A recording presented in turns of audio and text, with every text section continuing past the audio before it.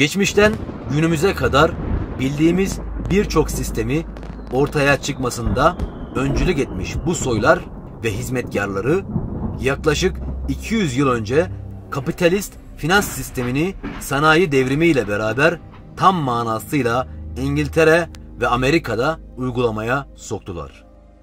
Bugün dünyada her ülkenin para birimi ve banka sistemi vardır.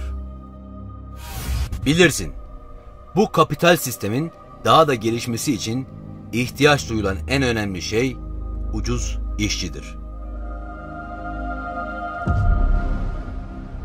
Bunun için 18. yüzyıldan itibaren daha fazla nüfusa ihtiyaç duyuldu.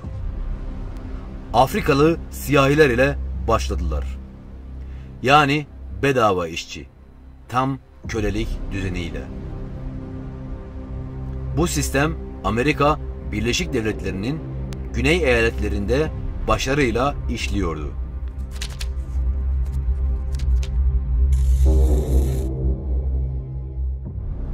Bununla beraber Avrupa'dan Amerika'ya gelen ucuz işçiler ve büyüyen şirketlerle sistem büyümeye devam etti. Daha fazla nüfus, daha çok üretim ve tüketim, daha fazla savaş, daha fazla gelişmişlik arzusu vesaire. Bunların hepsi teknolojinin gelişmesini sağlıyordu. Bu geleneksel kapitalist sistem teknoloji istenilen düzeye gelene kadar devam edecekti. Bu geleneksel kapitalist sistem teknoloji istenilen düzeye gelene kadar devam edecekti. Bugün artık bu istenilen seviyeye çok yaklaşmış durumdayız.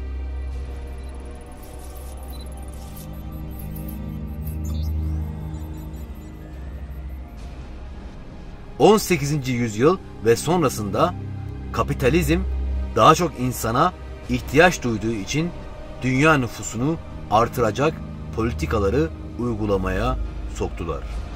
Çünkü kapitalizm büyüdükçe savaşlar büyüyor, kaos artıyor, bu bağlamda teknoloji gelişiyor, devletler borçlandırılıyor ve kendi şirketleri daha da büyüyordu.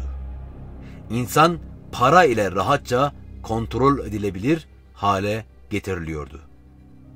Böylece insanların hayatta kalabilmesi için ihtiyacı olan şeyleri sisteme dahil ettiler. Başta barınak, temiz su, kolay ulaşılabilir gıdalar, sağlık sisteminin gelişmesi, ilaçlar ve aşılar.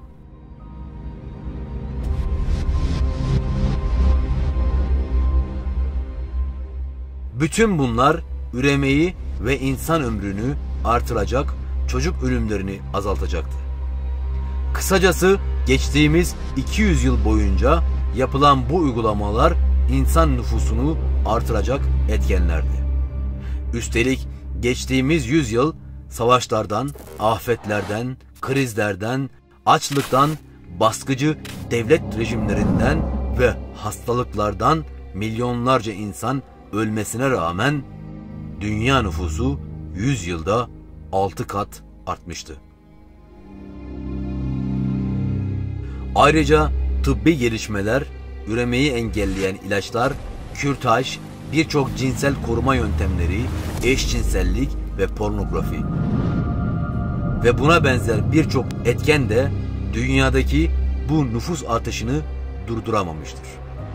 Düşün, bu olayların hiçbiri yaşanmasaydı, dünya kendi haline bırakılıp teknolojiyle, insan ahlakıyla ve bildiğimiz aile yaşantısıyla devam etseydi, bugün dünya nüfusu 12 milyardan fazla olacaktı.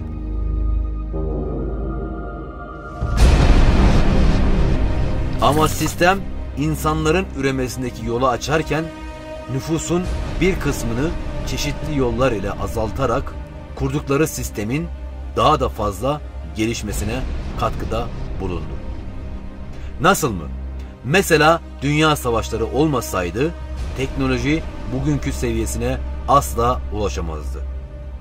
Soğutma sistemlerinden lazer teknolojilerine, uçaklardan bilgisayar ve internet teknolojisine kadar birçok teknoloji, savaşların, krizlerin, salgın hastalıkların neticesinde ortaya çıkmıştır. Çünkü herkes bir Nikola Tesla değildi. Bilimi bilim için yapmıyordu. İnsanlara fayda için üretim araçları keşfedilmiyordu. Asıl amaç kendileri için teknolojinin istenilen seviyeye gelmesiydi. Yani insanlığın tam kontrolü. Ama şu var ki burada insanlara sunulan asıl amaç her zaman para oldu. Bu yol ile insan kontrol edilebilir bir köle haline getirildi. Parayı aradan çıkarırsanız bugünkü bilim insanlarının çoğu araştırmayı bırakır. O yüzden para düzenin işleyişindeki en önemli araç olmuştur. Neden birçok iyi bilim adamı Amerika Birleşik Devletleri'ni veya diğer gelişmiş Batı ülkelerini tercih ediyor? Sonuçta kendilerine imkanlar sunulmasa ve yaşam için kaliteli standartlar verilmese bilime sınırlı sayıda insan yönelir. Ya da zoraki yöntemlerle o insanlara bilim yaptırılmaya çalışılır. Ama günümüz dünyası çok farklı. Parayı daha rahat kontrol edebilmek için özellikle Başkan Nixon'la beraber altın standartından çıkıldı. We must protect the position of the American dollar as a pillar of monetary stability around the world. Bugün Amerika'da rahat rahat sınırsız para basabiliyorlar. Yeter ki karşılarına bir kriz gelsin. Zaten günümüzde etkilerini fazlasıyla görebiliyoruz. Kısacası günümüzde gelişmiş ekonomilerde para bilim için sorun olmaktan çıkarıldı. Para sistemi olmasaydı ne büyük savaşlar ne de bu seviyede yüksek bir teknoloji olurdu. Z konuşmaya devam ediyor. Bu karanlık soylar direkt olarak negatif çağrışımlar ve şeytani öğelerden beslenerek planlarını uygularlar. Plan yapıcılar planlarını kendilerinden sonraki gelecek kişilere aktararak asıl hedefe ulaşmaya çalışmaktadırlar. Ve kendi soylarından olacak ya da seçilmiş kişilerden oluşan bu kişiler düzenli olarak bu hiyerarşi içinde devam etmektedir. İnsanları da bu doğrultuda yönlendirirler. Bazen bu yönlendirmeler direkt devletler aracılığıyla yapıldı. A new world order. A world where the rule of law, not the law of the jungle, governs the conduct of nations. When we are successful, and we will be, we have a real chance at this new world order, an order in which a credible United Nations can use its peacekeeping role to fulfill the promise and vision of the UN's founders. We begin to see the climax of a major change in society, the climax of a new world order. And we begin to see a type of integration between information technology and trade. We begin to see the economy, politics, culture, and ideology being transported simultaneously from nation to nation. And with this technology, with the ability to transport ideas, the very value systems of people, the way that they eat, what they enjoy to do, how they enjoy recreation, their racial concepts, their culture, their ideology being transported all around the world, a type of globalization. And with this boom in the information technology, and with this major event that takes place, now it comes to a culmination, and it starts to reach a high point. And so the innocent people, we look at this, and we say, what is going on? What is happening to the world that had so many different varying views, different nations, different ways of approaching things that can complement each other? Now we see politics is stripped of real power, that the economy governs all social exchange.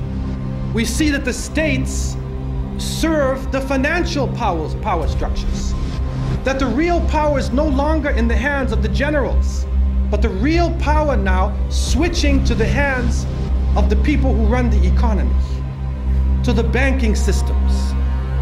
And then we see that politicians play the role of public relations officers only to control the masses, either by lulling them to sleep or by terrorizing them. And then we see that the masses of the people become helplessly preoccupied. Their lives are now bombarded with a series of cultural events. And these cultural events start to become the most important things in their lives. Son yıllarda daha çok medya ve popüler kişiler aracılığıyla düzenli olarak uygulandı. The greatest hypnotist on planet Earth is a oblong box in the corner of the room. It is constantly telling us what to believe is real. The sharing of biased and false news has become all too common on social media. More alarming, some media outlets simply aren't true without checking facts first. Unfortunately, some members of the media use their platforms to push their own personal bias and agenda to control exactly what people think. And this is extremely dangerous to our democracy. This is extremely dangerous to our democracy. This is extremely dangerous to our democracy. This is extremely dangerous to our democracy.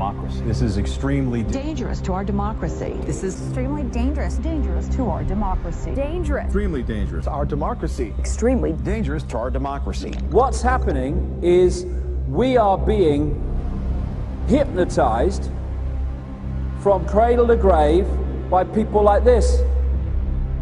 Newsreaders, politicians, teachers, lecturers. We're being programmed to see the world in a certain way. Sihr is a reality in the world, and people practice magic. And one of the practices is through the eyes, seducing the eyes in television and spectacle. It's the sihr of the ayun. تعرض الفتن على القلوب كالحصير. Now I want to interpret this hadith. Hasir is a mat, it's a matrix, it's like this. It has vertical and horizontal, and it's a mat. And the Prophet said that the fitan will be shown to the hearts like a mat. Udan udan. It has two lines, a horizontal and vertical line. This is the TV set. This is the set. It's a hasir, it's a mat. And the Prophet said the fitan will be shown to the hearts like a mat.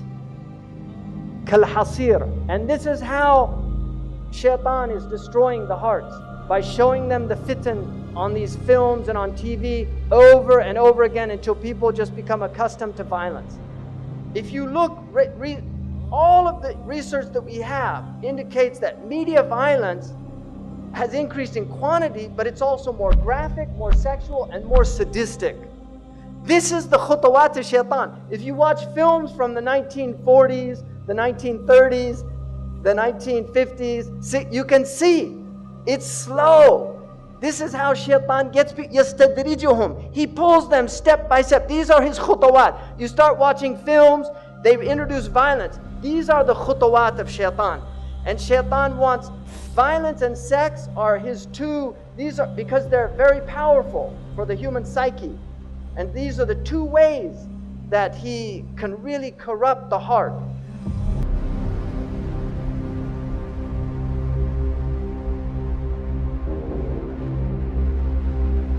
This is from the United States, so I'm using statistics from the US, but it's all coming to you, unfortunately. 80% of R-rated movies, right? 70% of restricted video games, and 100% of music with explicit content, warning labels, were being marketed to children under 17. So they know what they're doing. These are the minions of shaitan, whether they're conscious of it or not. وَلَكِنَّهُمْ لَا يَشْعُرُونَ. They're unconscious. If you say, لَا تُفْسِدُوا فِي الْأَرْضِ قَالُوا إِنَّمَا نَحْنُ مُصْلِحُونَ. We believe in freedom of speech, we believe in artistic expression. We're not sowing corruption. No, they're the corruptors. But they're unaware. So many of them are literally minions. By the time the average child in the United States is 18 years old, they will have seen 200,000 acts of violence and 16,000 murders. Our children have been programmed to be violent. This is the average time spent watching television, 5.11 hours in the United States every day. 99% of households that possess at least one TV, 2.4 TV sets in the average US household, right? Because some have 5, some have 1 in every room. 56% of Americans who pay for cable TV, 49% say they watch too much TV.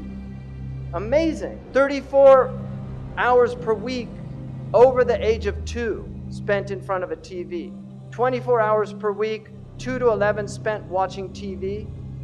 54% of 4 to 6-year-olds who, when asked to choose between watching TV and spending time with their fathers, preferred television. Average American youth, 900 hours in school, 1,200 hours watching TV. Right? By the time they get out of high school. It's amazing. 16,000 number of 30-second TV commercials seen in a year. And you know what they call these? Now an important message from our sponsor. Message in Arabic is risala. This is the real reason they want you to buy and consume their goods, because it's a consumer civilization. Cartoons are very serious. This cartoon was done, it's for adults. The man that does this cartoon, literally, he's an atheist, doesn't believe in anything, makes fun of everything, cynicism, everything's a joke. Kids watch this show. It's a very sophisticated show. This is all about ghosts and demons and the occult. The Scooby-Doo has all these occult themes in it. You've got all these cartoons here now, and your kids are growing up on this crap. And you really have to think seriously, garbage in, garbage out. You have to think seriously about what's being done to your children's minds if you're letting them watch TV. Children imitate what they see. Now, Maleficent, you could see Disney, they used to have films where the witch was evil, and now they entice them. This is the fitna. They make a beautiful, they used to make them old hags. If you see the old film, the witch was an old hag, but we get them by degrees. Now they take somebody that many people consider a very beautiful woman, and they put her in Baphomet's mask, and then it becomes seductive. He takes people by degrees. I mean, what is this? Why are they doing this? Why are you wearing horns? We're human beings. We're not demons. And then you can see these signs. Why do they use these symbols? Why is there so much one-eye symbolism amongst these entertainers? I've never seen any normal person do that. Why do they do this? Because this is their religion. They worship the one-eyed God. Why are they preparing our children for one-eyed characters? Why? Why do they all do these one eyes? What's going on? Why are all their symbols with one eye?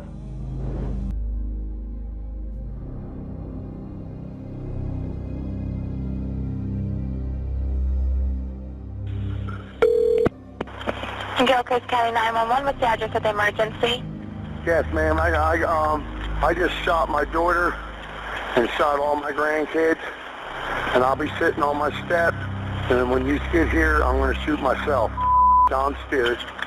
Every one of them are dead. You said your name is Don Spirit?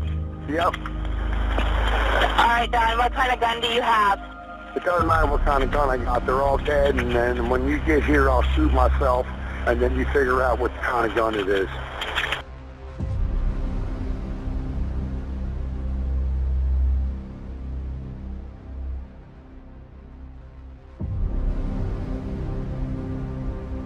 And you know, when you're watching television, you go into a brainwave state that is akin to being in a hypnotic trance.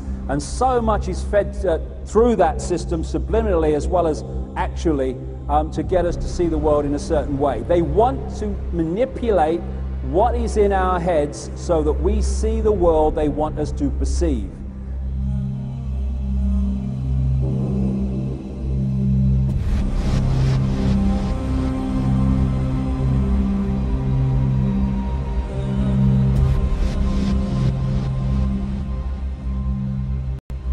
Television's a goddamn amusement park. Television is a circus, a carnival, a traveling troupe of acrobats, storytellers, dancers, singers, jugglers, sideshow freaks, lion tamers, and football players. We're in the boredom-killing business. So if you want the truth, go to God. Go to yourselves, because that's the only place you're ever going to find any real truth. But man, you're never going to get any truth from us. We'll tell you anything you want to hear. We lie like hell. We'll tell you that Kojak always gets the killer and that nobody ever gets cancer in Archie Bunker's house. And no matter how much trouble the hero is in, don't worry, just look at your watch. At the end of the hour, he's going to win. We'll tell you any shit you want to hear. We deal in illusions, man. None of it is true. But you people sit there day after day, night after night, all ages, colors, creeds. We're all you know. You're beginning to believe the illusions we're spinning here. You're beginning to think that the tube is reality and that your own lives are unreal. You do whatever the tube tells you. You dress like the tube. You eat like the tube. You raise your children like the tube. You even think like the tube. This is mass madness, you maniacs. In God's name, you people are the real thing. We are the illusion. So turn off your television sets. Turn them off now. Turn them off right now. Turn them off and leave them off. Turn them off right in the middle of the sentence I'm speaking to you now. Turn them off. The storm comes, there's no protection. Now there's no roof because the satellite goes through the roof. So it's beamed into your house. You don't have the protection of your home anymore. What did the Ashab al-Kahf do? They fled to the cave. Right? And that will protect you from the Dajjal. Be in your cave. Guard yourself against these things. Your home is Darul Islam. Guard your home. Protect your home. Don't invite shaitan in. Protect your children. They're pure. They're innocent. Look at them. They're beautiful. They're ready to learn La ilaha illallah Muhammad Rasulullah by fitrah. They'll believe what you tell them. But if you put them in front of these things, they'll stop believing.